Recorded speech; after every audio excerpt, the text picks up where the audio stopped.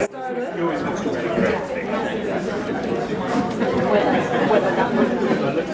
it's great that the afternoon has already moved us towards thinking about action and what needs to be done, what can be done, what are the roles and the responsibilities of different stakeholders.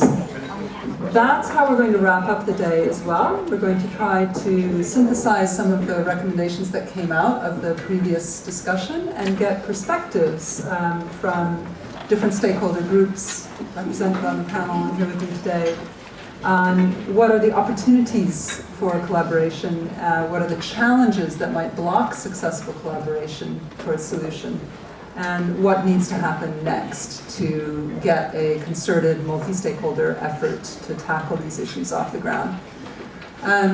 So I'd like to turn first to Mamadou Bete from the Rockefeller Foundation, who's also ex-Oxfam, I understand, and has bridged some different worlds in his career. Rockefeller has been one of the trailblazers in terms of trying to find practical ways to cope with the disruptions and the opportunities associated with the digitization of work. And Rockefeller got involved at a stage when I think it's fair to say many of us were not even thinking about these issues, much less understanding what was going on. So, Mamadou, can you tell us both about some of the successes that you've had in the past and the new challenges that you see arising as a result of the next wave of technological innovation, particularly artificial intelligence? Okay. All right. Thank you very much, and I'm really pleased to be here. Thank you for ideas and the partners for having us here. Actually, at the Rockefeller Foundation, we have a couple of work streams looking at youth employment. We've been really looking at the issue, not necessarily in the beginning from a digital world perspective, but more related to our organizational goal, which is about building inclusive economies. And we've been really focusing on the issue of youth employment. But in Africa, we started in 2013 an initiative called Digital Jobs Africa, because we've seen that on the continent, the most transformative change over the past 15 or more plus years was actually the development of ICT technology. So Digital Jobs Africa was really looking at how the further application of ICT and digital technology could provide opportunities to address the issues of unemployment affecting the youth bulge in Africa. That's one work, one stream, which I will talk a little bit more about.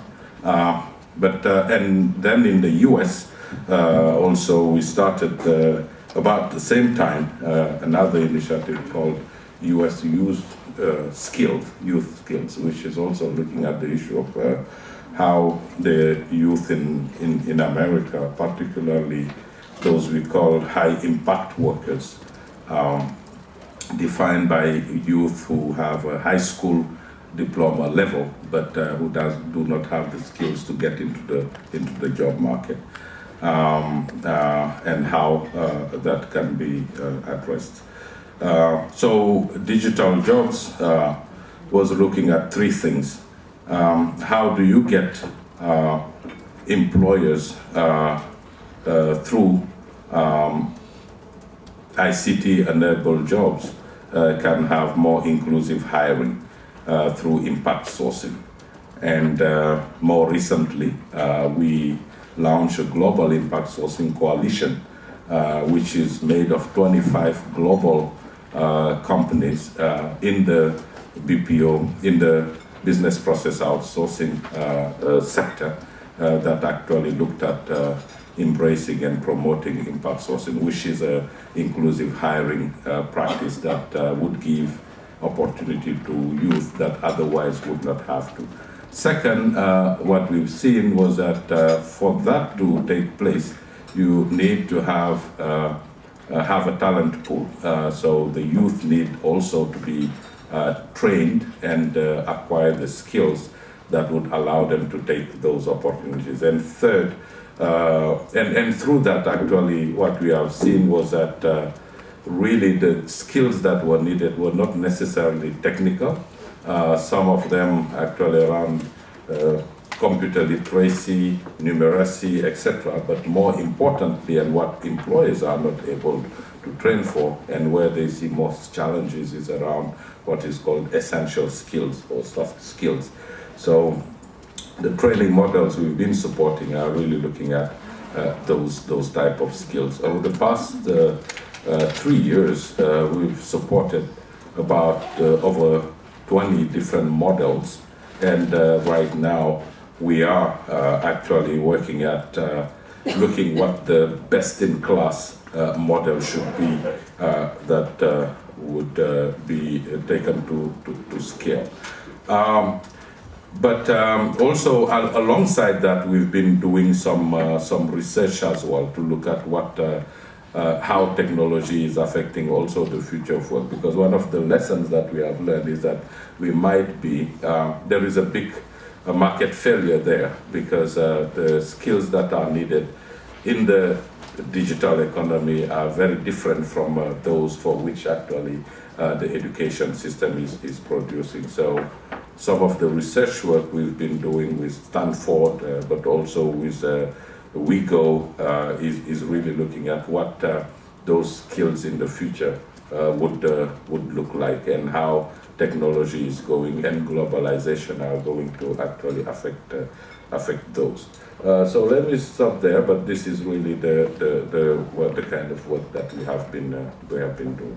And based on what you heard this afternoon, what would you say is the main opportunity that you see for collaboration between foundations like the Rockefeller Foundation, business and government? Well, actually, what we see is really based on the experience. We need to work a lot with the private sector, because what we see is that growth needs to happen, but also employers are very, very critical. Our experience working in different countries showed that actually where there were not enough incentives actually for employers to create the job opportunities. So I think that it would be really important for different stakeholders actually to work together with government to create the incentives of different nature actually to enable that.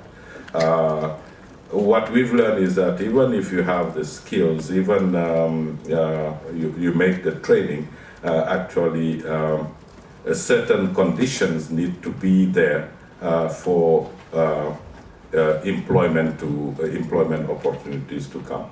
Second is really about how the education systems actually should be reformed. That's also where we see a biggest problem, where, for instance, billions are invested in an education system that finally does not actually produce people with the employability that they need. So I think that there is also an opportunity there. And lastly, as I was looking at the flip charts, one really spoke to me, which is about how do you ensure that while doing this, actually certain standards are not really going down. Because as we promoting impact sourcing, looking at a particular segment of the youth, what we have seen is that most companies look at that for cost competitiveness. But how do you achieve cost competitiveness but not while still maintaining a decent level of work is also important, which really talks about standards and norms, which I think also is another area of opportunity. Excellent. Thank you so much. And I think I neglected to say that Mamadou is the Managing Director of the Rockefeller Foundation for Africa region. Thanks very much.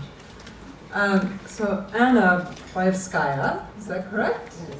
close enough. Thank you. Is the policy advisor to the Trade Union Advisory Committee to the OECD, covering innovation and technology policies and the digital economy as well. And Anna, from your point of view, I'm sure you have done quite a bit of thinking about decent work standards. What do you see as the main opportunities and challenges for collaboration between the trade union movement, the private sector, government, civil society, and academia? I think that, first of all, excuse my voice, I have a little problem, so I hope I can talk, actually. I think the point that Mamadou just made about maintaining essential standards is, first of all, one of our main mandates as trade unions, especially in the international labor movement, where we are basically tasked to go to governments, international organizations, and talk about change. And we know that the world of work will change. So we accept that, but at the same time, our mandate is also to say there are certain norms of decent work that are enshrined in ILO conventions that are now part of the Sustainable Development Goals, etc., that need to be respected.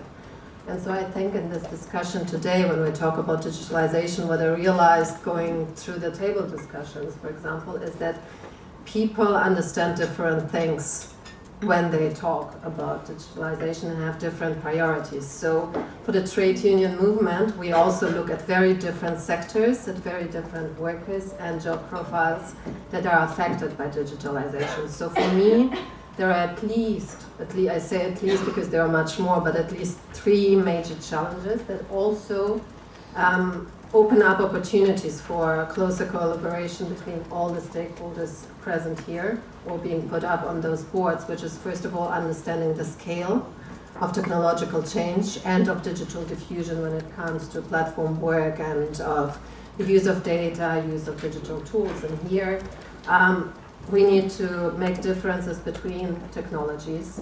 Internet of Things, for instance, sensors are already in production systems, whereas artificial intelligence is a very interesting topic, but it's not at the same level of development. The same applies to different sectors, the same applies to different countries, according to development stages, and then social groups, according to skills level, income level, and so on. But that's all clear, and that's where workers' representatives can help reporting back what happens at the firm level. The private sector should inform the public on the newest technological developments, should cooperate with different stakeholders in social partnership and inform them on design and implementation standards. The research community should work together with those stakeholders in developing measuring frameworks, etc., to see what kind of change we will be facing. And civil society can report from the local level and say, what is really happening? What are the problems on the ground? Is it true that only because you have a certain broadband coverage, is it true that people profit from it, but inequality levels are decreasing? Second challenge is pretty clear, is automation of work for us. Digitalization of work. Here we follow the Just Transition Framework, which comes from the climate change debate, which is now enshrined in the COP21 agreement, which pretty much means that there will be change, but the decency of working conditions and the quality of work, the wages need to be maintained, which then leads to how do we fund new training, how do we adapt, design joint training schemes together with employers, with governments, with trade unions. How do we reach collective agreements in new sectors? How do we organize new workers in new professions? Because we also believe there will be new jobs created from digital change. And so this is a big framework, but it is operational and it works already in the climate transition. And then finally, I heard that a lot of people were talking about the gig economy, the platform economy, and here obviously the role of trade unions, partnering up with those workers, with freelance organizations, with research institutes to see how many workers are affected, help them to know their rights, so create information platforms, give them also a talk with governments and employers about the possibility of create joint social protection accounts for those workers who will remain freelancers with different jobs for different providers, but also certainly start talking to the platform providers themselves, those who are open to dialogue, and there are some who are open, there are very bad examples that are very mediatized, but there are also some examples where behind the scenes there is dialogue starting about how to restore labor standards, labor rights, wages, which is also in the end profitable for those companies as well in terms of their image, branding management in the end of the day. Because right now I feel like there is a shift in public opinion on some of them. So these are just three, let's say, layers where trade unions start getting active and also start developing different partnerships with different parts of, say, public governance system, civil society, etc. But there is much more, obviously, to tackle and to look into. Fantastic, thank you. So you mentioned the Just Transition Framework from the climate agreement. Do you think that this is the kind of problem that needs a transnational agreement or a transnational funding mechanism of some kind? I think that there needs to be a transnational discussion on technical standards when it comes to technology design, when it comes to data privacy and data ownership, which also affects workers, so that's why trade unions are very much following that debate. And there needs to be at least transnational discussions on funding for training. At the same time, there can't be an international fund for that, because training systems, as Mamadou mentioned, are very different. And the challenges are very different. Some systems are non-national, federal, regional, and so on. So it's hard to manage such a fund. But there can be other transnational mechanisms also in respect to responsible business conduct. Actually, when it comes to outsourcing that is promoted by digitalization, it is enabled, at least facilitated by it. So there can be something like that as well. Guidelines for responsible business conduct in the digital economy. Interesting. Thank you. So Kojo Bayake, you've also spanned many of the sectors in your career. You worked with the Commonwealth Telecommunications Organization, which is an intergovernmental organization providing policy advice to Commonwealth governments. You worked in civil society, in fact, with the Web Foundation, and now you're with Facebook. What's your perspective on the opportunities and challenges for collaboration among these different actors? It's actually one of the first things I put down. First of all, good afternoon to everybody, and thank you for welcoming me into this meeting. I have to admit my weekend was spoiled by the fact that I was going to have to speak here. I'm actually replacing my boss, so these aren't the key challenges that I work on. I'm largely focused on access and connectivity, but today has taught me that access and connectivity is inextricably linked to these issues as well. So it's been really, really good to speak to you and to learn from you as well. The opportunities for the conversation, is that the focus of the first question? So I think the opportunities for the conversation are clearly there and growing, and I think it's something that Facebook would welcome. I mentioned to somebody in the room that we're encouraged within Facebook to have difficult conversations with each other. And therefore, by extraction, it means we're also encouraged to have difficult conversations with those outside. And I'd like to think that we do a reasonably good job of that. With regard to the conversation, though, I do think it needs to be much wider than it has been. I think some of the recommendations here on the tech innovation or tech firms, or one of them was global tech firms should get together and discuss the issues and come up with some kind of solution. And we'd be happy to do that, and we're already doing that on issues of AI with other tech firms. I generally think that conversation needs to be wider. We need to have civil society involved, we need to have the think tanks involved, we need to have governments involved as well, and I think that helps us create more holistic solutions. Ben was very, very transparent with me as to what I might face in the room, and I asked whether there'd be press here and how tough might the questions be, etc. I'm thankful for that. But he also said I should come up with a few things that I think we as Facebook could possibly do. And I was given a cheat sheet with lots of stats about what we are doing. I'd love to reel those off because I practiced them, but I'm not going to. Following the conversation this afternoon, I think there are things that we can do with regard to supporting data and research. I've said openly that there are certainly countries in Africa that we are working with at the moment who would love to learn more about the impact of our services, what impact they're actually having, and that by extension means automation and digitalisation as well. I think we can do that. I think there's a big job that we need to do in respect of sensitisation as well. I think technology companies need to do that, but I think governments, and we discussed amongst the table that I was on, the trade unions and think tanks and other civil society players could do a good job of sensitising people to what's coming as well. I think it's great that we can have such a learned, academic in some cases, but such a learned group in here and discuss these issues and thrash them out. But does the white van driver who almost knocked me over at the roundabout this morning realise what's coming? And I think we can do a much better job of educating people, and therefore, and as a result of that, kind of energising them and actually getting them to rely on their agency. And that's not to say once we empower them and give them an understanding of what's coming, they'll be able to find better jobs or new jobs. I think we have to face the reality that change is going to come and we're going to see a reduction in the number of jobs within certain fields. But the agency of the individual, I don't think should be underestimated. I think there's a need to sensitise, but also a need to train and to provide them with tools and platforms for them to at least try to resolve these challenges themselves. And I think there's an element of that. And I'm not going to waste time here by reading off the numbers that we've been able to achieve by enabling people to use our platform,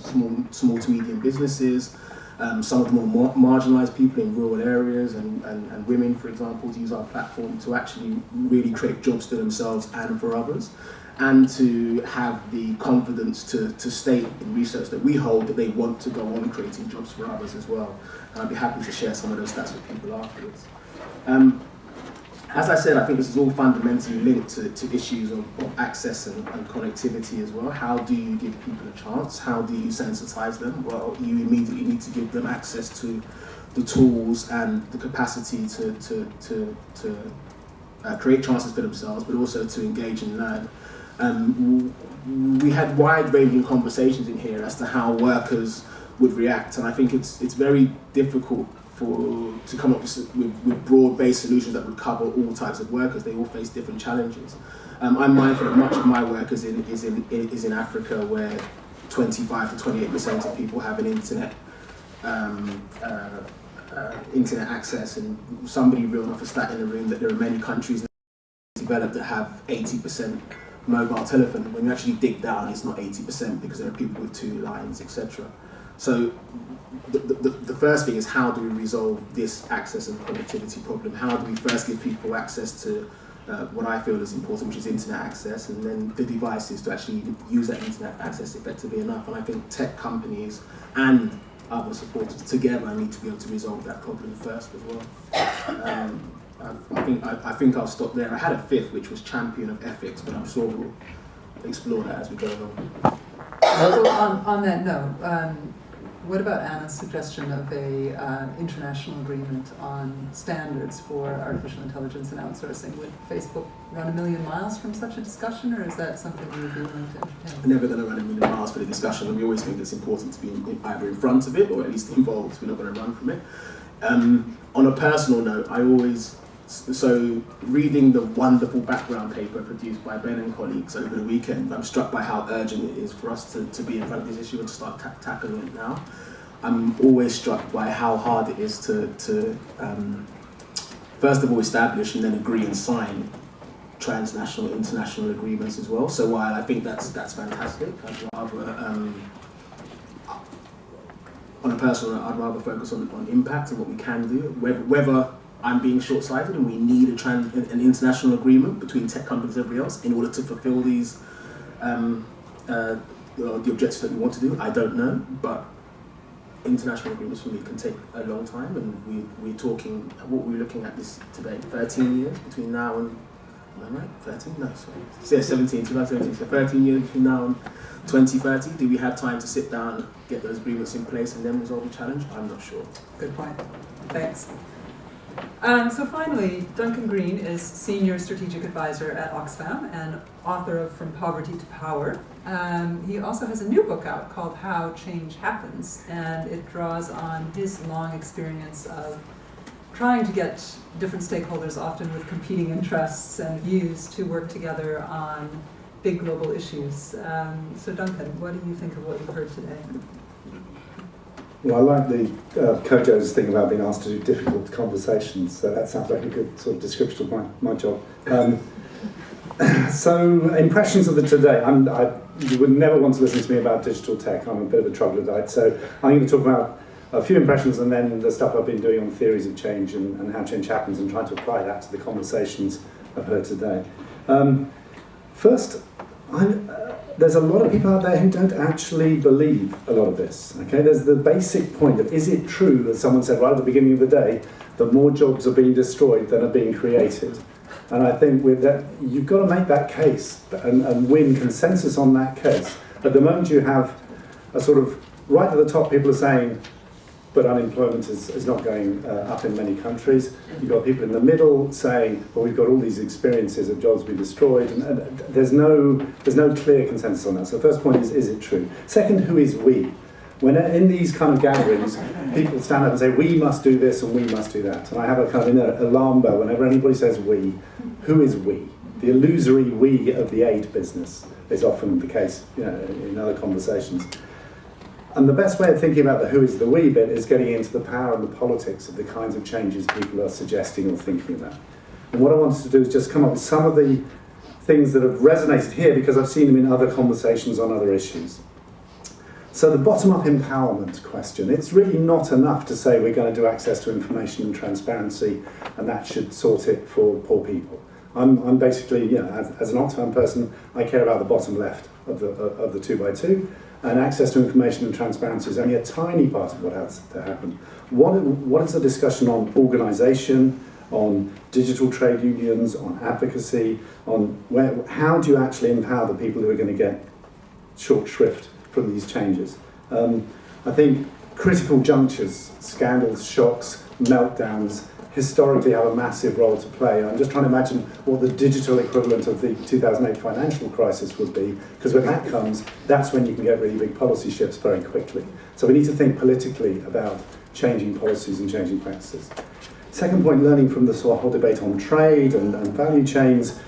There are cases to be made for voluntary, for soft law, and for hard law. So voluntary approaches is the corporate social responsibility, is lots of conversations. Soft law is the transparency standards, and the hard law is actually you can take people to court.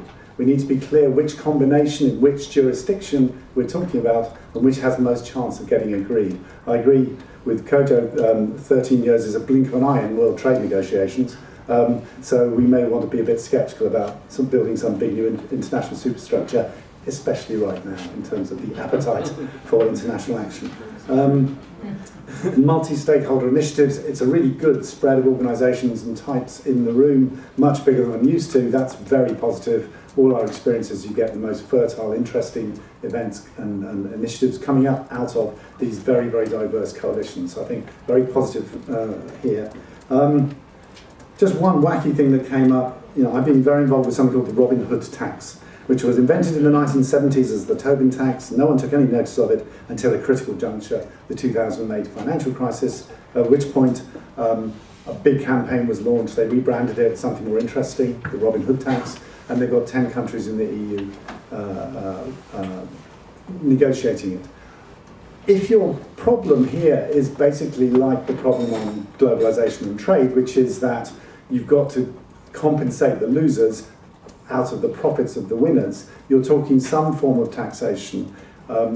And it's very difficult given the mobility of capital, especially of these kinds of businesses. So maybe we should investigate a digital transactions tax. I'm going to talk to Melissa about it. It's probably completely stupid and impossible, but they did spend 30 years saying exactly that about the Tobin tax, and now they're negotiating it. So as we had Nelson Mandela quoted earlier, they tell you it can't be done, and then it's done. I think it might be interesting to think about that. Looking at this as a global issue with a global compensation question might be interesting. Final point, I thought we were still a bit 20th century in some of the conversations here. We're talking about education, we're talking about training. These are all important things, but they don't seem to match up to the potential scale of the disruption as people set it out. Going very sort of apocalyptic, it could be that we have a world of consumers and almost no human producers. In that situation, the traditional economists' discussion about the relative benefits to producers and consumers suddenly starts to look a bit out of date. And it may be that this is a tipping point for rethinking economics, which is the economics of which is the language of government in many situations. And I just started thinking about, I'm reading a book called Donut Economics by a friend, Kate Rayworth, at the moment. It would be great to link her up to this discussion and see how digitisation, automation, the end of many jobs changes the way we understand economics. One absolute core, and I'll end here, the care economy, which is currently invisible in most economic discussions, is clearly going to remain in the world we're thinking about now. It's not valued, people don't get paid for it, it's not noticed. Maybe this is the moment, the tipping point in how economics works, where we start to include the care economy. And I want to leave you with a video which I'm sure you've all watched, because you're all very digital and connected. Robert E. Kelly and Jung-Ah Kim being interviewed about the Korean question on the BBC at the weekend. Robert Kelly was talking to the camera, the door bursts open and his two children rock into the room like this, and then his terrified wife rushes in and drags him screaming from the room. It went viral, it's had about 20 million hits. Both of those jobs will remain. You'll still have academics and you'll still have women probably dragging children screaming from the room. Both of those need to be included in this discussion. Thanks. I wouldn't be so sure that we'll still have academics, Duncan. That seems a little bit of complacency there. Great.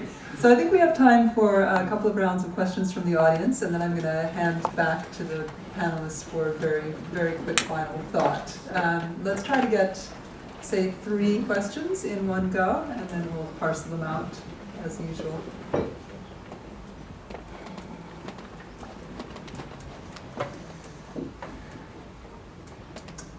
I have a question for all of you. Can you tell me if there's anything you heard today?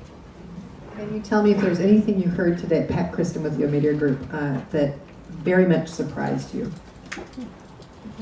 Great question, thank you. Was there another one over there? I can't quite see over the lectern.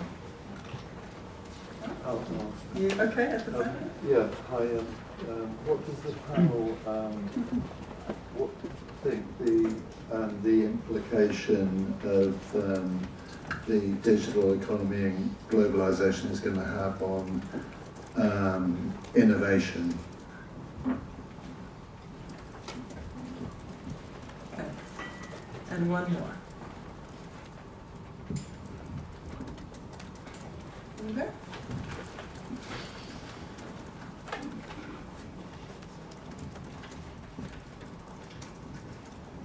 Thank you. In most of what we did today, there was a lot of focus on the most vulnerable of sectors.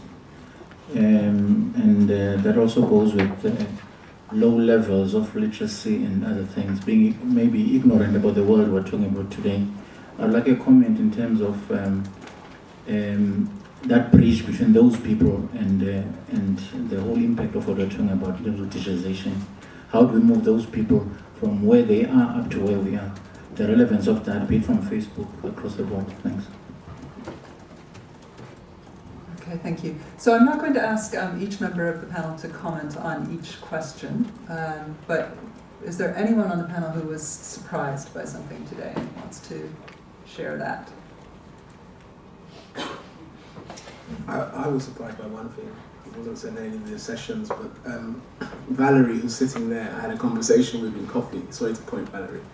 And she said Facebook was one of the better companies in terms of ethics and how it's managing this and all kinds of stuff. And as I said, my weekend was fraught with thoughts of what might happen here, so it was nice to hear that and very surprising. So that was what I was surprised by. Okay. Duncan? I quite like the idea of digital donor cards. Which came up in that. The Wildcards group was a lot of fun. You should all have been in the Wildcards group. And not because I said it first, but because it was a really interesting discussion. I think the transactions tax potentially has got some legs. So, yes. Excellent. Okay, what about the impact on innovation? Mohammed, do you have any thoughts on that? Well, I think that it depends on how we see innovation, because I think that it is going to affect in different ways, whether we see innovation not just in disruptive things, but also in different ways of working, because I think that it really provides a lot of opportunities for that kind of to spur innovation. Yeah. So you're not particularly concerned? No. What about the concentration that's been happening in the tech sector, though, with more and more vertical and horizontal integration of giant tech companies? Do you think artificial intelligence will push that even further? I think it should probably provide that. And might that actually stifle innovation in the long run if we see just fewer and fewer big tech companies, less space for startups? No, I think that it's not gonna have displace or stop the startups from coming up, because I think that those big entities probably will leave always a white space, and I think that this white space will continue to be filled by these new startups and new ideas also. Yeah. Okay, thanks. Yeah, Anna, would you like to comment either on that or on the question of the people in the bottom left of the quadrant who also are usually the most vulnerable workers in the lowest paid jobs with fewest skills, and what needs to be done? I mean, on the innovation question, when you talk specifically about the digital economy, I feel like it's precisely the point of how will market concentration affect the diffusion of innovation. And here we have to very closely look at data and data accumulation as the new, basically, capital of certain firms, and how to not necessarily regulate that, but how to look at closer at intellectual property rights and other schemes, and how to make diffusion a bit more inclusive, let's say, in economic terms, really between firms now, not even two people, but in between firms, because the discussions on promoting startups are all very nice and very interesting. But when you look at startup data, most startups, I think 8 out of 10 or 9 out of 10 die down after 5 years. So it's a nice discussion of getting young people, for instance, into the startup culture. It certainly gives them skills and certainly gives them a lot of opportunities, but there isn't much job creation there, and they don't live too long, and they're getting bought by the bigger players once they're successful. So that's an innovation. On low literacy, I mean, this is not that much related for me to digitalization as such, because I've been to another event where somebody said that all young people, no matter what their social background is, are already digital natives. They're all on their phones, they all can use technological devices, which is true, but it doesn't mean that they can have the professional technical knowledge afterwards to be able to perform in a job. So that's one. But even if work changes and you need to adopt a new job profile, it still is the same skills challenge that we faced before, in terms of people from lower social backgrounds not having access to certain training systems. It's a question of study fees, of privatization of education systems. It's also a question of curriculum design, for sure. It's also about modernizing curricula and getting these new technological skills in them. So I don't feel like it is as much related to technological digital change as it is related to invest more in the education systems, update them, and look at their quality. Mamadou, would you agree? based on your experience?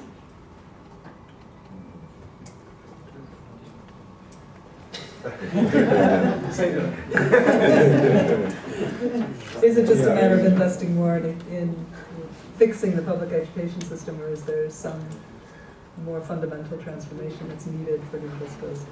No, I think that, as I said earlier, that is critical. I think that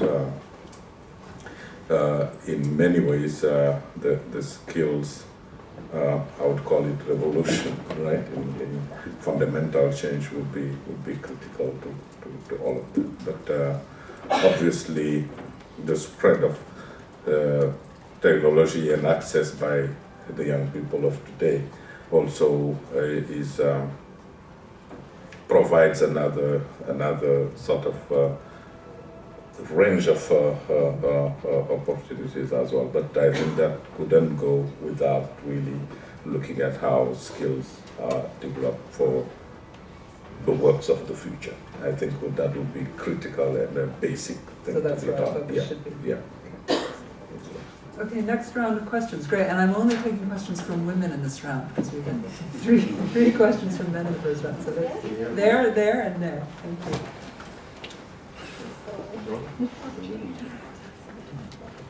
Positive discrimination, right?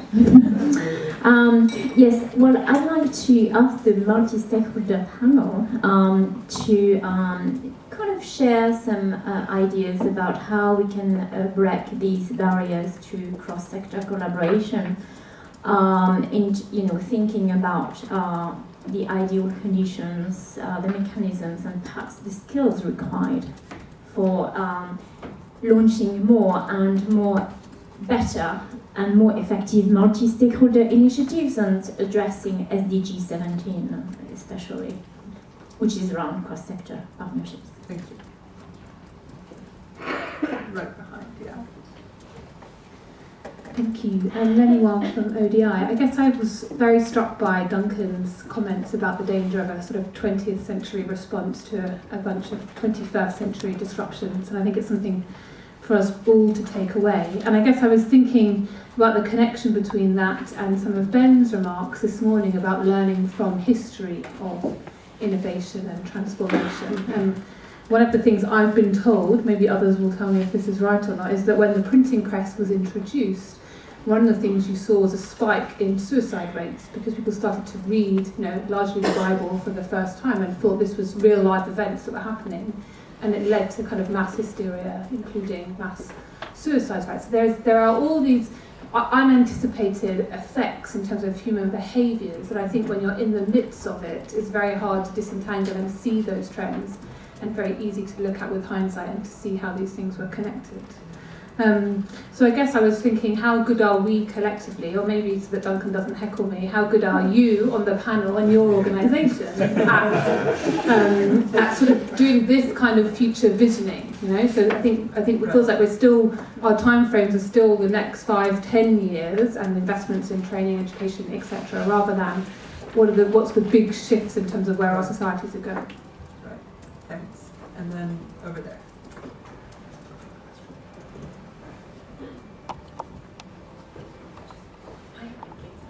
Hi, I'm Sarah Begg from Practical Action.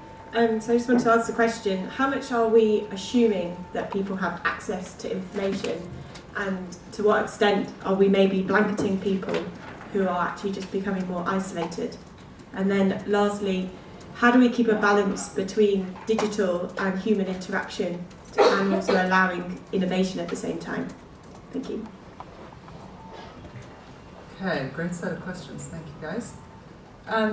Let's start with the future visioning question. So, are we seeing the forest for the trees? Are we good enough at that? Are we capable of imagining different big pictures that might not be like anything we've ever experienced before, and how can we get better at it? Anyone want to tackle that?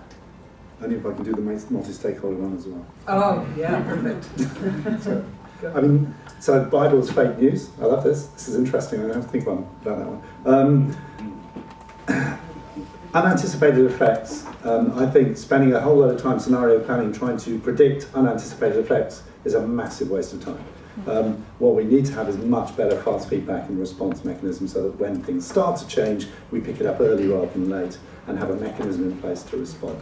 So I really don't want to spend yet more time in scenario workshops, which I'm very dubious about, personally. Can I do the multi-stakeholder one? No, absolutely not. So we are in so many multi-stakeholder initiatives of different kinds. Some of them are fantastic, some of them you just want to die. And so I've been thinking about what it is that makes for a good multi-stakeholder initiative. I think the key thing is it's got to have a narrow problem statement and a broad range of stakeholders, not just 100 NGOs in a room, which is a recipe for suicide, and plenty of time.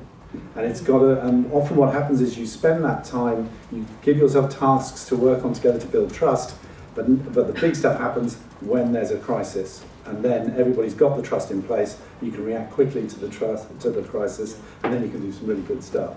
So it's the rhythm of it is quite particular, but if, an example of what's not a good multi-stakeholder initiative is where you have a very, very vague process and a very narrow range of stakeholders. Top candidate, the Sustainable Development Goals for me, but that's just me. Thanks. Anyone else on unintended consequences and imagining the future? I disagree. So I disagree with Duncan slightly. So I think it's, you know, our job as tech companies to envisage what the future will look like. I think that enables us to kind of create the products that hopefully many of you in the room enjoy. But it would also enable us to as I hate using it, it sounds cliche, but to kind of be in front of this challenge as well. So I think that's something we do have to do, and there's an element of scenario assessment in that and planning. It's not something we at Facebook want to get bogged down in as well, because one of our within the company is to move fast and break things, and if things don't quite work, then go back and revise it. But we do need to think about what this might look like. This is incredibly hard to envisage what the impact of this may be. As a natural pessimist, the background paper gave me nightmares last night, so it was really worrying. With regards to that scenario, job done. But yeah, I do think it's really, really important to have a look at what those impacts will be and to thrash those out with all the stakeholders, as I said. Great. What about Anna, in your experience? Do you want to respond to Duncan's comment about what makes a multi-stakeholder initiative work or not work from your experience having been around G20 and the OECD and many of these processes? Not really, because I would agree with Duncan that it needs to be structured well. There needs to be the right representation of stakeholders. There needs to be a clear target as well. What do we want to discuss? What do we want to get out of it from the beginning? If it's too broad, it then tends to go into different directions. Because if you look at the OECD, the G20, these are very structured mechanisms, or for the OECD, an organization where you have different departments with very clear mandates, clear policy issue distinction. What I wanted to say rather is about anticipating change. What I'm actually, I am surprised by something today, because by now at least, is that we talk a lot about how to compensate the losers already, and we talk a lot about disruption. We talk less about opportunities, about new job fields, and there will be new job fields, including the care economy, but there are, beyond the care economy, there are already predictions on job creation in other sectors and fields. On top of that, there doesn't need to be a disruption if there is a dialogue with the private sector, with trade unions, governments, on how to introduce technologies more wisely. It doesn't mean that there is an international framework agreement on that takes ages. It means that there is at least some sort of dialogue about it that is not only company-led and in between companies on standards, but that includes different stakeholders and informs them, which is also important. And then on the anticipation, back to the anticipation, again, is what I said in the beginning, is about a more incremental approach, not only looking at all technologies at once, look at different technologies, different sectors, different tasks as well, not only whole job profiles. So this is also important. And I don't know if you want me to say something about access to information in one row. Because, I mean, in terms of, for trade unions, I feel like it is precisely to use worker representatives at company level to inform them about changes. But that can only happen if there are, first of all, if the company allows for workers' representatives, and second of all, if they include them in pre-discussion on the introduction of new technologies. And the same goes for platform workers. If a platform doesn't qualify an employee as an employee, this employee cannot really claim their rights, and then trade unions can effectively and already do step in by creating online platforms to at least inform those workers. Some trade unions are opening to those self-employed platform workers as well. So it's about organizing for trade unions. It's on the international trade union level where I work, and is about campaigning, certainly about international campaigns about what goes right, what goes wrong. And it is about collective bargaining when it comes, again, to wages in new sectors, but also old sectors where new technologies are introduced or new jobs are created. So this is a big issue. Thank you. Mohammed, how have you dealt with that problem in the Youth Employment Initiative, the impact sourcing initiative around access to information? I'm not sure if I got the question right. Do you encourage the youth to join unions or form unions, or do you have other ways of making sure that they have access to information about their rights and opportunities available to them? Well, no, not specifically that. I think that what we are mostly focused on is about they have access to really the type of information that gives them what's available there, what are the opportunities, but also access to information in terms of skills too, but not necessarily around other rights, and we're not really focusing on that. But information that is more around opportunities for jobs and opportunities for more skills. Yeah. Thank you. So we need to wrap up. I wanted to comment too on the challenge about future visioning. I think it's been really striking to me as someone who's spent their whole life in civil society, coming into the tech sector and seeing the ambition and the imagination that the private sector in tech is willing to throw at things like this. I mean, Jeff Bezos is busy trying to figure out how to colonize Mars so that all of the factories can be outsourced to Mars, and space shuttles will be the delivery drones back to Earth for the privileged few who are allowed to remain on Earth. I mean, this is the scale and the boldness of thinking that often goes on in the tech sector, and a lot of it is crazy. But occasionally there's a big idea that does actually take hold, and I would say for those of us in civil society and government and academia, as much as we want to be practical and find things that we can do in the next few years, I think Duncan's challenge is a very valid one, that this is actually an opportunity to reimagine the way that economies are structured and what work means, and we shouldn't lose out on that opportunity as we kind of rush to find practical solutions, which is equally important. But I feel like if we come out of today just thinking that, well, we need to invest a bit more in education and maybe think about expanding the social safety net, we will be missing a very big opportunity, and the scale of change that's going to unfold in the next few years will roll right over on top of us. So it's a very interesting set of problems. Since we all enjoyed voting so much, I thought we could wrap up with a final vote. This summit was about the future of work.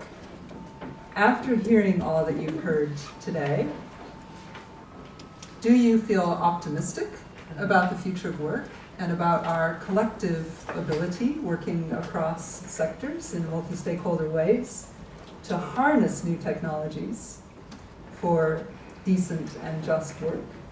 Or are you feeling pessimistic? So are you a techno-utopian on this particular issue, or are you a dystopian? Let's have a round of hands. Let's see the optimists first. Who's feeling optimistic? You? All right.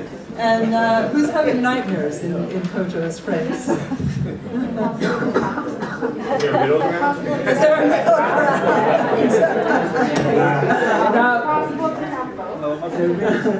How you're feeling right now? Are you tilted towards optimism or pessimism? So the optimists have it. Very quick final word to each of the panelists. Optimist or pessimist? Kojo, even though you were having nightmares, now you're feeling positive. I've now been party to the conversation rather than just on paper. So optimist. I think we have to be, first and foremost, probably the best position to take, but also I'm aware that with all the brains in the room, with all the hard work, all the thinking around these issues, that really we should be optimistic about what we can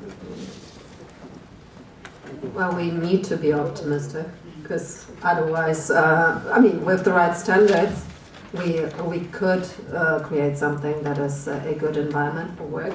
At the end of the day, I feel people still need to work and want to work. So we shouldn't forget about that. We shouldn't talk about an utopian future where nobody works and everybody has a lot of leisure time. Because that's not necessarily what people want for all their life to have. So that's why we need to think around that. Certainly there'll be a new world of work, yes, but there needs to be work in this world of work. No, I'm optimistic, and I think that as we heard Ben say this morning, disruptions will come, but humanity will eventually find a way to address and to adjust and emerge stronger from that. And I think that this will not be an exception. I think that was a bit of choice editing because I was counting the votes too, and it was definitely the pessimists who won. Anyway, this is fake voters. This is an IDS kind of, and Lester and others organising it. So therefore, I think you have to end with Gramsci. Optimism of the will, pessimism of the intellect. I think is probably where I'm at on this. Come on, that's a little easy way out. Where's your my heart? Well, yeah. Well, my heart's optimistic, but my head is not after today. I'm a Gramsci. Okay, thanks everybody. That was great. Some discussion.